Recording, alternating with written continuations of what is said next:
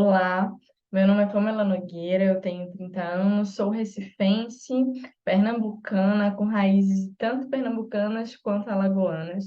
E eu estou aqui hoje para a gente bater um papo, conversar um pouco mesmo sobre ecoturismo, apresentar um pouco o que é ecoturismo dentro do meu recorte de atuação e de experiência, né?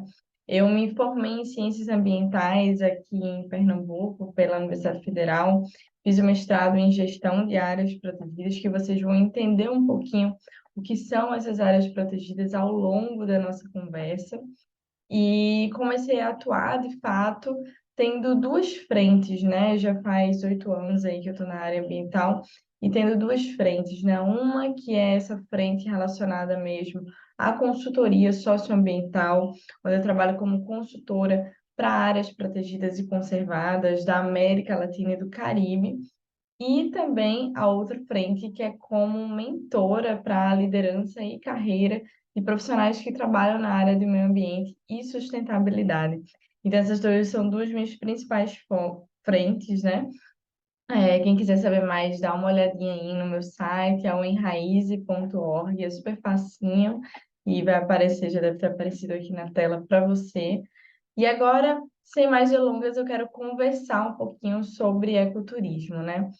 Antes de conversar um pouco sobre isso, eu quero que vocês imaginem aí do outro lado o que seria ecoturismo para vocês, né? Porque tem o turismo, onde a gente tem todo o conceito já formado, e tem o ecoturismo, né? O que é que estaria, o que é que está nesse imaginário aí?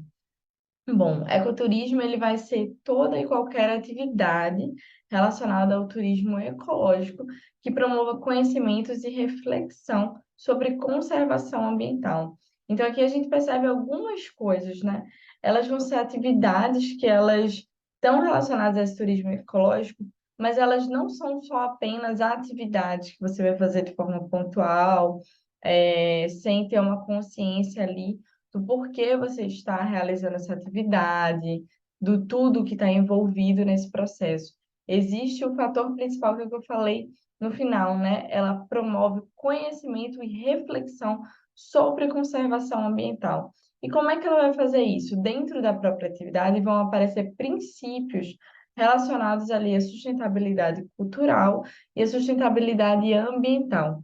Esse ambiental, ele tem a ver com o que a gente considera como natureza, porque a gente faz parte da natureza, né? Mas no ambiental a gente se separa um pouco de ser essa natureza e olha ali para o que tem as árvores, a biodiversidade, é um processo de polinização, onde uma abelha vai lá, poliniza uma flor, para que, enfim, gere novos frutos, né? E todos esses processos, assim, são considerados o meio ambiente, é uma cachoeira, é um rio, um mar, enfim. Então, tem todo esse processo mais amplo. E o cultural, ele vai estar associado, de fato, mais a essa dimensão humana, né? Onde a gente vai trabalhar essas questões culturais. E cultura, ela pode ser considerada aquela cultura mais tradicional que a gente tem, de povos mais tradicionais, de povos indígenas, de povos ribeirinhos, de pescadores, marisqueiras, etc. E também relacionado à nossa própria cultura, né? A cultura da gente também, quanto ser urbano ou não. Então, relacionado um pouco à nossa história. E essas atividades de ecoturismo são atividades ao ar livre, tá? Que a gente faz para se desconectar e sair da rotina, né? Um dos exemplos, assim. Então, mesmo sendo uma aventura isolada, uma ida isolada, ela vai trazer envolvimento seu com a natureza e com a comunidade local. É importante ter em mente que o ecoturismo ele se encaixa dentro desse conceito, tá? Então, o que seria o ecoturismo, né? Então, o ecoturismo a gente tem um dos exemplos principais, que talvez sejam os primeiros que vem à nossa mente, quando a gente fala de ecoturismo de aventura, né? Tipo o boia cross, a canoagem, o rapel que acontece em cachoeira, cavalgada, o voo livre, né? Tudo isso, assim, mergulho, cachoeirismo, né? Tudo isso vai ser relacionado aos esportes mais de aventura que talvez venham à nossa mente logo. Mas principalmente a gente vai ver muito mais comum e acessível em vários espaços o simplesmente fazer uma trilha, né? Ou um trekking, que aí é mais distante, exige uma preparação maior. Mas o fazer a trilha é o que a gente vai mais viver. Então, imaginar aquele canto que você foi, que é uma floresta, né? Que você estava ali simplesmente andando numa trilha, uma trilha que não era uma trilha enorme, era uma trilha menorzinha, tinha um impacto menor ali na natureza. Isso você, nesse momento, você estava fazendo o ecoturismo com essa consciência ambiental também e cultural, a depender do contato que você teve. Dentro da gama do ecoturismo, ainda menos falado, mas muito importante, é o turismo de base comunitária, que é esse turismo que a gente vai falar já já um pouquinho mais dele, para vocês entenderem melhor, mas é esse turismo que você vai ter contato com essa população tradicional, com costumes, com a cultura, e você mergulha nesse mundo e vendo e entendendo que nós, seres humanos, fazemos parte dessa natureza e a partir dessa perspectiva, eu começo a ter vivências ali diferentes também. Então, deu para pegar um pouquinho o que é ecoturismo, exemplos, deu um pouquinho por aí, né?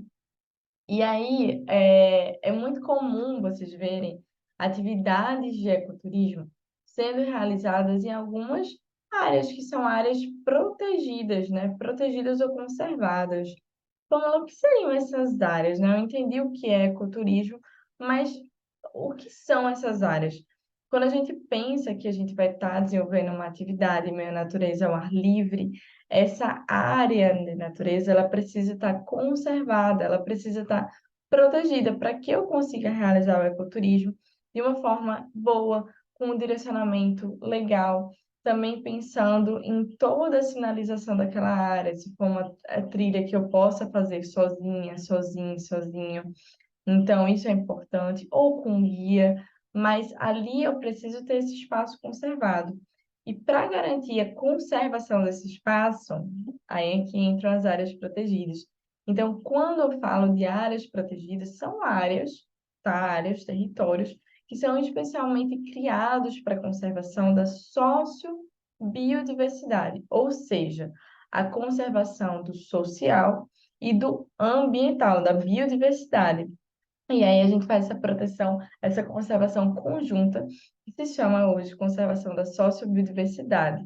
Essa área ela vai ser especialmente criada para conservação da sociobiodiversidade e ela vai ter seus limites definidos. Afinal, a gente precisa de uma limitação para conseguir mexer com a matriz do território, né? Conseguir que ela se alinhe, esteja bem desenhada ali no território e que as atividades consigam se conciliar, as atividades de outras áreas, com outros fins, com outros objetivos que estão naquele território também, e aquela própria área, né? Então, ela vai ter esses limites definidos e um tipo especial de administração, né? Todas as áreas, elas são administradas. Uma escola, ela tem uma administração, uma empresa, um parque que você for, que seria uma área protegida, tem uma administração própria. E essa administração, ela pode variar. Quem pode fazer essa gestão de administração pode ser de uma área protegida, né, conservada. Pode ser o governo, tá? Pode ser uma empresa, pode ser uma organização não governamental, pode ser uma comunidade. Então, tem várias formas, vários atores que a gente chama assim, que podem fazer a gestão, a administração daquela área. Então, ela vai ter esses tipos diferentes. E ela pode ser também de forma conjunta, né? Pode se juntar uma comunidade com o governo, por exemplo, e fazer uma gestão daquela área ambiental. Vão pensando aí se vocês conhecem algum parque ou algo perto de vocês também que tem essa ideia, que tem muita natureza, que é protegido, que é conservado, porque essa área, com certeza, é uma área protegida ou conservada aí, que você pode muitas vezes não saber que é, achar que é só um matinho que está por ali e é legal e é gostoso, faz bem para a minha saúde, você se sente bem, mas não tem essa ideia de área protegida e conservada. A partir de agora vocês vão ter essa ideia.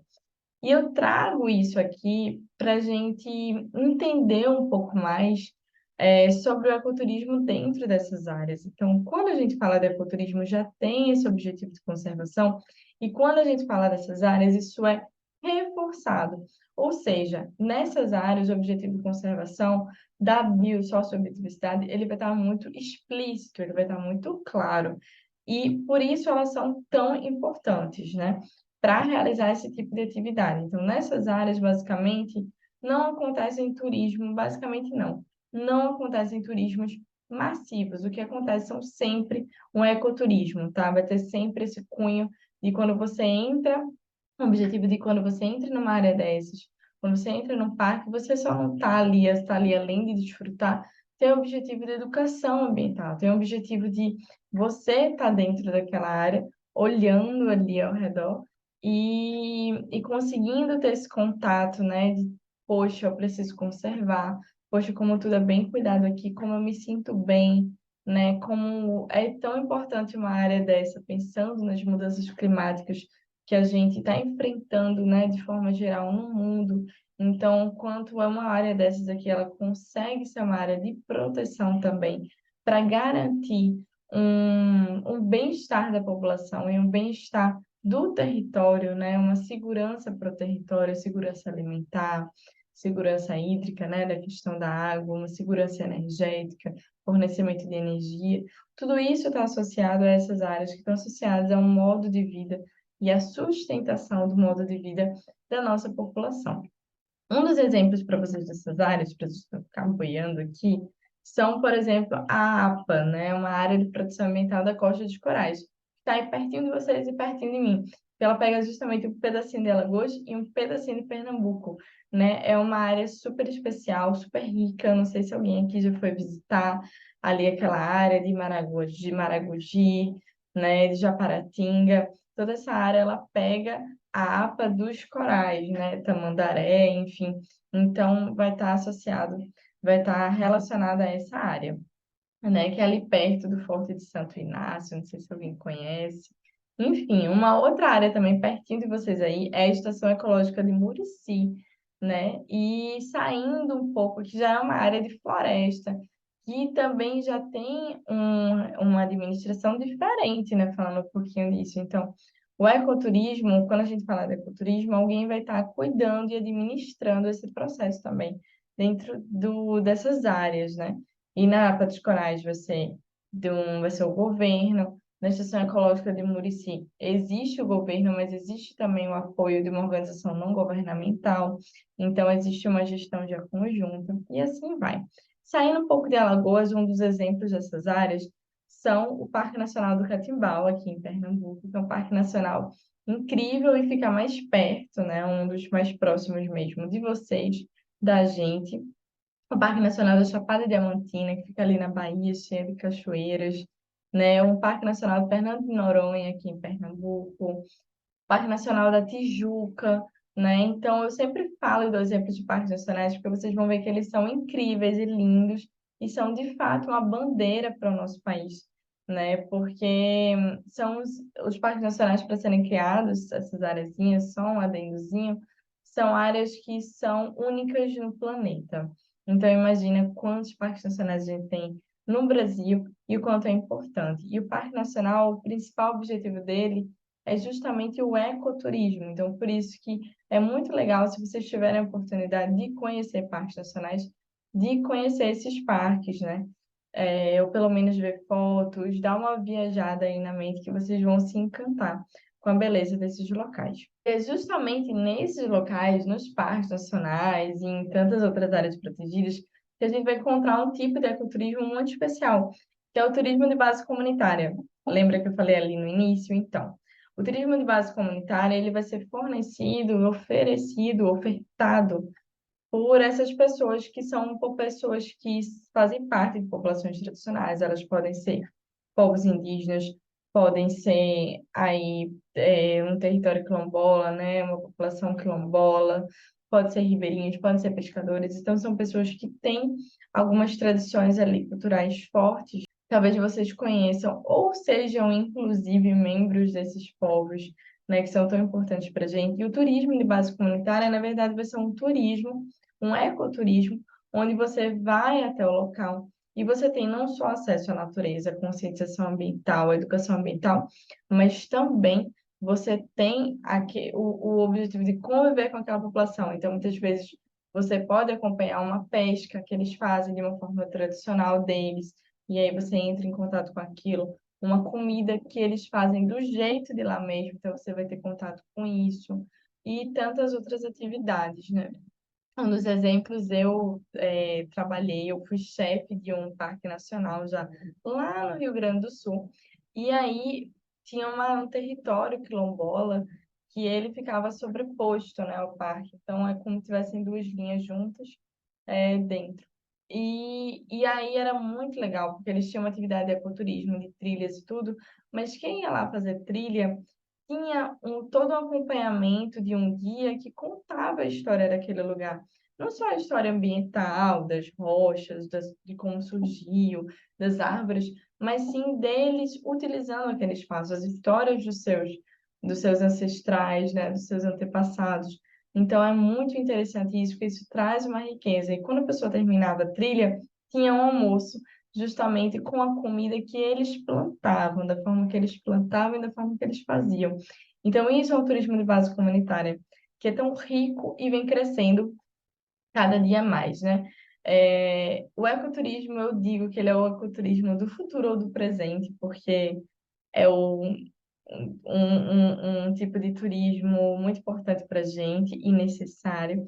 E justamente por ele nos fazer viver a natureza sendo parte dela, né? Ele faz a gente reconectar, porque muitas vezes a gente não tem essa conexão. E aí, quando a gente entra nessa conexão, as nossas próprias decisões, independente de qualquer profissão que a gente faça parte, de qualquer educação que a gente tenha, isso faz muito bem para a gente, porque nos conecta com a nossa raiz, nos conecta com quem somos. A gente consegue ter uma saúde física, emocional, espiritual muito melhor. E cada vez que a gente vai tendo mais contato com o ecoturismo, a gente vai deixando menos impacto nesse planeta que a gente tem que cuidar tanto, né? E nos conecta também com toda a diversidade social e ambiental daquele ambiente. Então, finalizando com essa pregação de palavras sobre o ecoturismo, que eu quis trazer um pouco essa mini aula para vocês, essa degustação um pouco sobre o que seria ecoturismo, né, a convite da professora de vocês de Marília.